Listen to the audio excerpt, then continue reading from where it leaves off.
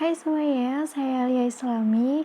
Di video kali ini saya tidak sendirian, saya ditemani oleh rekan saya yang bernama Mas Angga Armadijaya dan Yoga Eko Saputro dari S1 Manajemen. Kali ini kami akan mempresentasikan dan membahas dari mata kuliah Manajemen Industri Kreatif yang selalu kami bahas tentang subsektor perekonomian industri kreatif. Nah, tapi video kali ini berbeda dengan sebelumnya karena kami akan membahas tentang desain interior. Nah, desain interior itu merupakan salah satu dari 16 subsektor perekonomian industri kreatif di Indonesia loh. Nah, kita lanjut aja ke definisi desain interior. Jadi, buat yang belum tahu, definisi desain interior itu merupakan sebuah ilmu yang tidak dapat dibatasi lingkupnya yang sangat terkait dengan ilmu konstruksi, arsitektur, seni rupa, seni kriya, dan kerajinan kayu. Lalu ini merupakan subsektor desain interior dari Beecraft. Jadi dari Beecraft-nya sendiri ini, desain interior itu sudah diakui menjadi salah satu subsektor ekonomi kreatif di Indonesia yang sudah melingkupi dari 16 subsektor ini ya. Dan sudah diakui menjadi salah satu ujung tombak dalam usaha peningkatan sumber daya manusia kreatif di Indonesia. Nah, dari Inpres nomor 6 tahun 2009 nih, ekonomi kreatif itu merupakan suatu kegiatan ekonomi yang berdasarkan pada kreativitas, keterampilan, dan bakat individu untuk menciptakan daya kreasi dan daya cipta individu yang bernilai ekonomis dan berpengaruh pada kesejahteraan masyarakat. Kita lanjut pada perkembangan desain interior di Indonesia. Jadi berawal dari sebuah apresiasi masyarakat terhadap desain interior di Indonesia yang semakin meningkat setiap tahunnya. Nah, untuk perkembangan subsektor desain interior ini sudah ditunjukkan pada sebuah kemajuan yang sangat pesat dan masyarakat pun mulai mengapresiasi pada estetika ruangan secara lebih baik, hingga penggunaan jasa desainer interior untuk merancang estetika interior hunian, hotel, dan perkantoran pun semakin meningkat pula. Sudah jelas kan bahwa potensi ekonomi dari industri desain interior ini sangat-sangat menjanjikan. Nah, lalu untuk masyarakat sekarang ini setelah menggunakan jasa profesional desainer interior sebagai nilai tambah bagi hunian dan ruangan komersialnya, meskipun keadaan tersebut masih ditingkatkan. Nah, setelah perkembangan desain interior di Indonesia, nah sekarang saya ingin menjelaskan perkembangan desain interior dalam segi pendidikannya. Nah, dalam konteks pendidikan tinggi desain interior di Indonesia, universitas yang memiliki jurusan atau program studi desain interior pun juga semakin meningkat. Nah, hal tersebut itu menunjukkan bahwa tingginya apresiasi masyarakat juga yang terhadap desain interior itu berbanding lurus dengan pembukaan jurusan atau program studi desain interior di universitas baik negeri maupun swasta.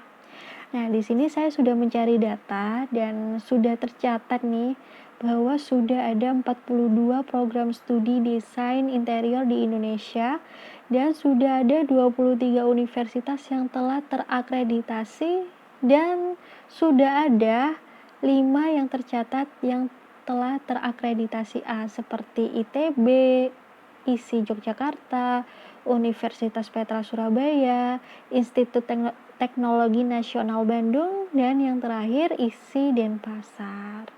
Nah, pendidikan desain interior di Indonesia ini sudah ditawarkan dalam kualifikasi sarjana strata 1 dan diploma 3.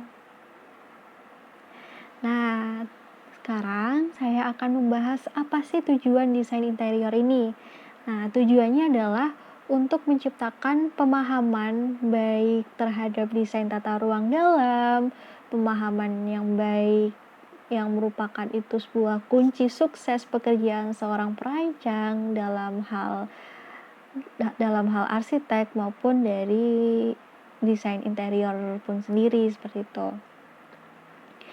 Nah, setelah tujuan, fungsinya apa sih desain interior ini? Nah, fungsinya itu merancang, menata, dan merencanakan ruang-ruang interior yang ada di dalam sebuah bangunan. Jadi, dalam ruangan rumah, setiap sudut rumah, terus di kantor, kafe, restoran, dan lain-lain, termasuk dalam perabotan dan pengaruhnya pun itu juga menjadi fungsi dari desain interior. Nah, lalu kita kan sudah mengetahui tujuan dan fungsi dari desain interior itu apa. Nah, di sini saya juga menjelaskan bahwa tujuan desain interior ini juga merupakan salah satu untuk memperbaiki fungsi lah. Ini mengapa kok tujuan desain interior itu bisa memperbaiki fungsi gitu? Karena yang saya tahu bahwa desain interior itu dapat memperkaya nilai estetika dan meningkatkan aspek psikologis dari sebuah ruangan. Nah, dalam rangka pencapaian tujuan tersebut itu diperlukan pengajian terhadap beberapa faktor yang dapat mempengaruhi nilai sebuah hunian, antara lain sebagai berikut. Jadi ini ada 4 poin. Yang pertama ada luas rumah dan ruang yang memadai. Jadi luas rumah dan ruang yang memadai itu kayak perbandingan antara luas rumah dan jumlah penghuni yang harus sesuai sehingga setiap anggota keluarga pun mendapatkan ruang yang cukup untuk beraktivitas. Lalu poin yang kedua, hubungan antar ruang. Jadi kelompok ruang yang umum dalam rumah tinggal itu adalah ruang bersama kayak ruang keluarga, ruang makan, dan ruang pribadi. Nah, ruang pribadi pun itu kayak ruang tidur anak, ruang kerja, dan ruang privasi lainnya kayak gitu. Nah, untuk penentuan standarisasi ruangan itu mengacu pada ketetapan teknis pemerintah yang disebut KLB. Jadi KLB itu kepanjangan dari koefisien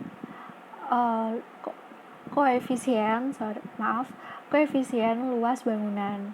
Nah, setelah dikurangi dengan luas ruang terbuka hijau, ruangan yang dapat dibangun berjumlah maksimal 75% dari total luas ruangan pada keseluruhan, pada sementara ruang teknis kayak dapur, kamar mandi, dan garasi itu berjumlah 25% dari total luas ruangan keseluruhan. Nah, untuk poin ketiga yaitu pengaturan ruang. Jadi ruangan itu harus ditata sesuai dengan fungsinya. Tapi nggak hanya fungsinya saja, kayak sesuai dengan kenyamanan dan lebih utamanya sesuai dengan estetikanya. Jadi benar-benar harus dipandang dengan enak gitu. Dan poin keempat yaitu bentuk dana ruang yang kemungkinan penyusunannya. Jadi kayak dana ruang itu dengan penataan yang baik dapat dilihat dari penempatan jendela dan pintu yang tepat gitu. Itu lebih utamanya, tapi bisa dari kayak furniture dari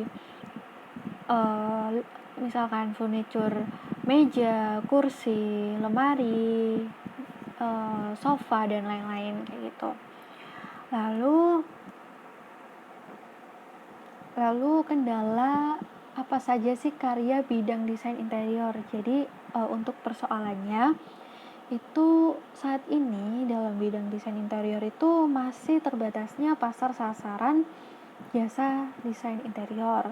Lalu untuk teorinya di sini saya mengambil teori dari Abraham Maslow bahwa semakin tinggi tingkat kesejahteraan seseorang, maka semakin tinggi pula kebutuhan terhadap estetika. Tampaknya dalam bidang desain interior ini masih harus bersabar untuk dapat berperan serta secara lebih luas dalam pembangunan ekonomi di Indonesia. Nah, kita memasuki dalam daya tarik desain interior di Indonesia.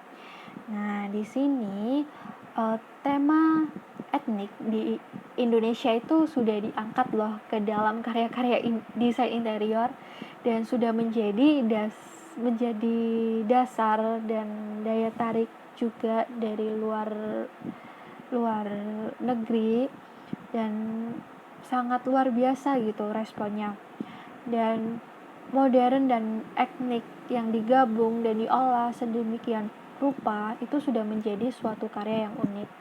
Walaupun modernitas dan gaya hidup yang sudah dipandang sebagai aspek yang bertolak belakang dengan tradisi yang berakar pada budaya etnik lokal, itu bukan berarti keduanya itu tidak dapat disandingkan secara harmonis gitu.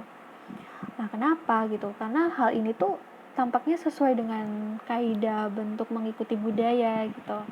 Jadi the power of budaya gitu, dan menggantikan kaidah yang perancangan terdahulu seperti bentuk mengikuti fungsi atau less is more, kurang lebihnya tuh seperti itu.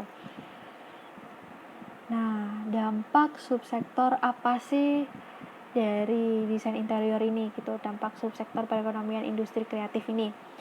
Nah, dampaknya itu meningkatkan kualitas hidup para pekerja desain. Jadi ada sisi kebahagiaan gitu loh dari pekerja desainer ini, karena mereka lebih terpenuhi daripada para pekerja buruh, karena emang pendapatannya emang jauh lebih besar daripada pekerja buruh, dan dinilai mampu meningkatkan toleransi sosial dan konsentrasi pekerja-pekerja kreatif yang tinggi, menandakan dinamika dan ekonomi yang sehat, menjadi magnet investasi dan peluang kerja yang lebih baik. Ya, selanjutnya manfaat desain interior. Mengenai penataan objek di sekeliling rumah di dalam ruangan yang dapat menciptakan suasana nyaman dan tentram, sejuk, romantis, santai, atau apapun yang diinginkan penghuninya. Untuk menghasilkan desain interior ini yang indah dan nyaman, Anda bisa menggunakan jasa desain interior. Lah, jasa desain interior ini sendiri bisa kita hubungi melalui WhatsApp atau sosial media lain, dan kita bisa menggunakan jasa desain interior ini untuk mendesain sekeliling rumah yang kita miliki. Kita bisa request bentuk apapun, sehingga jasa desain interior ini mudah memahami desain bentuk yang akan kita gunakan, dan mereka akan melakukan dengan sebaik-baiknya, sehingga kita di dalam rumah bisa merasakan ketentraman di dalam rumah, sehingga dalam ruangan yang sangat nyaman, tentram, sejuk, dan lain-lain. Ide bisnis jasa desain interior. Pertumbuhan bisnis properti. Peluang jasa desain interior. Maraknya pembangunan rumah, apartemen, kantor, ruko, dan gedung-gedung lainnya membuat kebutuhan produk interior dan rancangan desain interior mulai diminati para konsumen.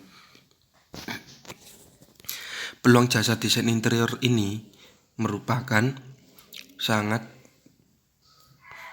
banyak diminati oleh para orang-orang kreatif ini, sehingga mereka bisa melakukan desain bisnis properti yang mereka minati, sehingga maraknya pembangunan rumah, apartemen, kantor, ruko, dan gedung ini merupakan kebutuhan produk interior dan rancangan desain interior mulai diminati oleh para konsumen ini sendiri.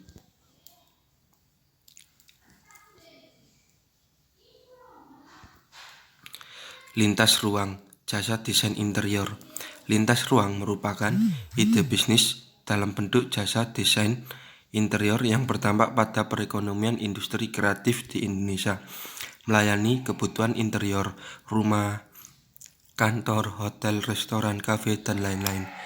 Lintas ruang ini jasa desain interior merupakan sebuah ide bisnis yang dimiliki oleh orang-orang kreatif di Indonesia, industri kreatif di Indonesia, sehingga bisa menyebabkan perekonomian yang berada di Indonesia lebih baik dengan menggunakan jasa desain interior ini.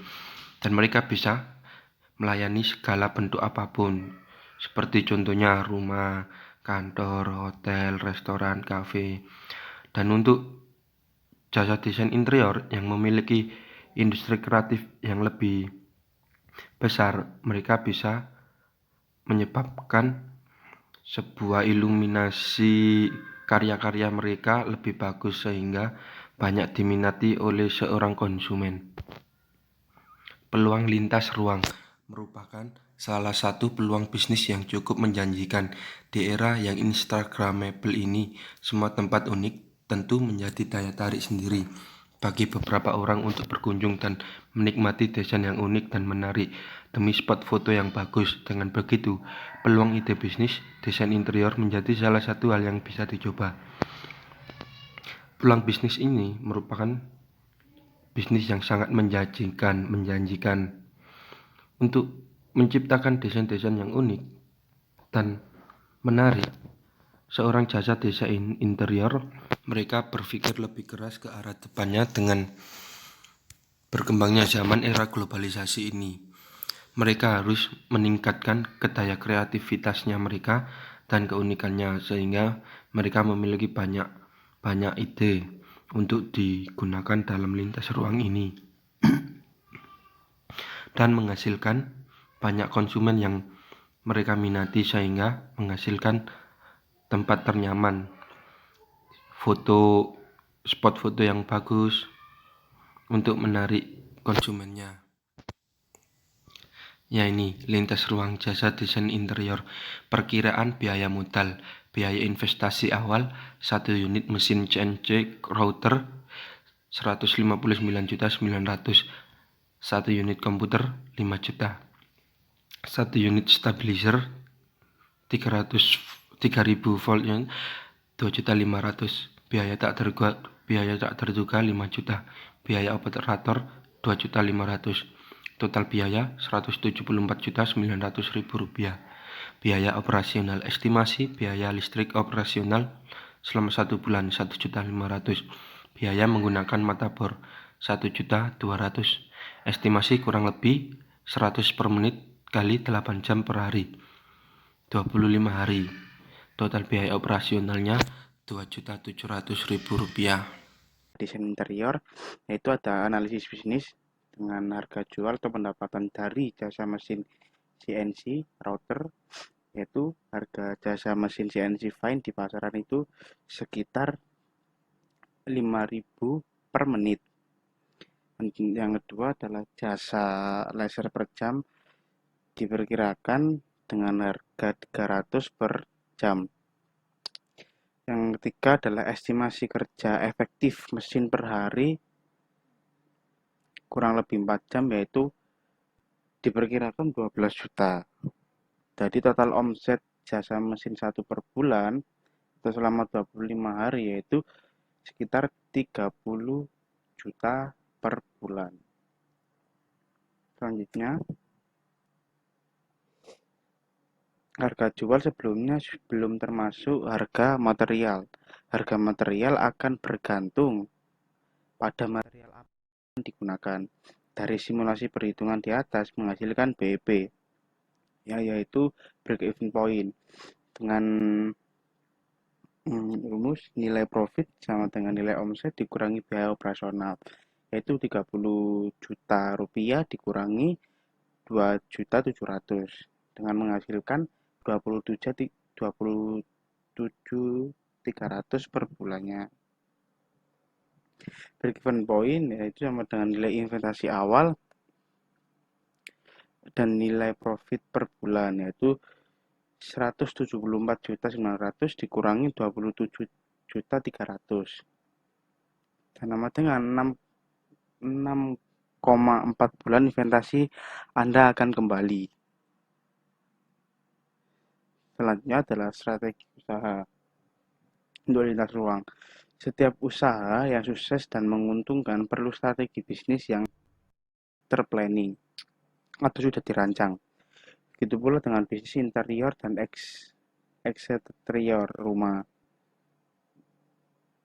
Strategi berupa promosi yang gencar, menjalani hubungan baik dengan para pengusaha developer, dengan pihak pengembangan, pegawai kontraktor, serta menjalin kerjasama dengan tokoh-tokoh masyarakat setempat lainnya.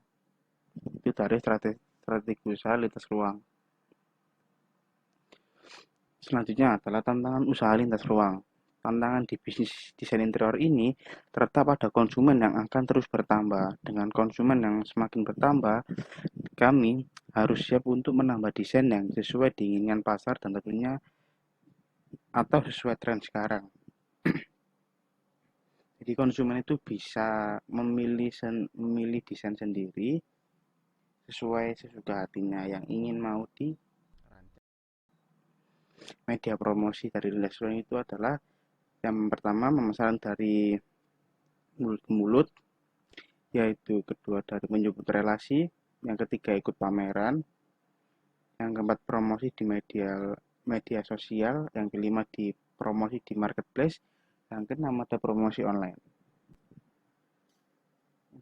offline. Nah, sekian terima kasih presentasi dari kelompok kami. Maaf apabila adalah salah kata yang tidak mengenakan di Anda semua yang bagi pendengar. Kelompok kami pamit undur diri. Wassalamualaikum warahmatullahi wabarakatuh.